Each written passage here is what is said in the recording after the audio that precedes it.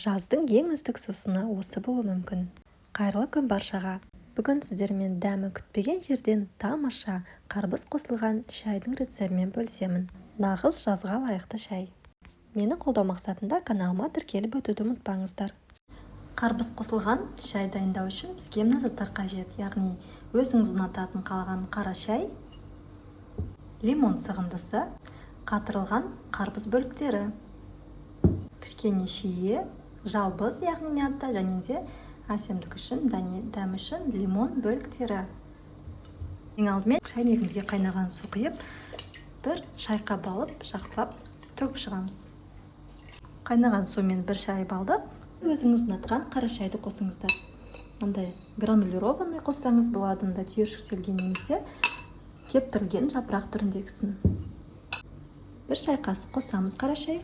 Лимон сығындысын құямыз. Қарбыз бөліктерін саламыз.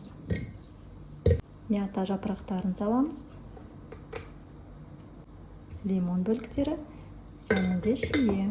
Енді үстінен қайнап тұрған ыстық суды құямыз.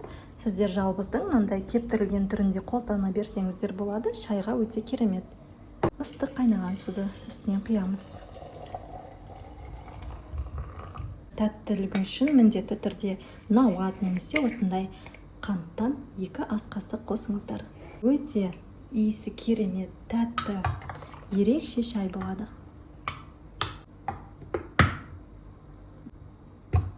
Қақпағын ашып, тағы да 1-2 рет қозғап қойсаңыз болады, жақсылап демделсін.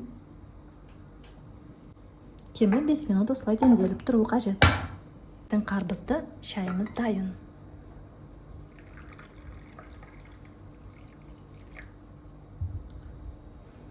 Өте дәмді ерекше шай. Сіздерде міндетті түрде жасап көріңіздер.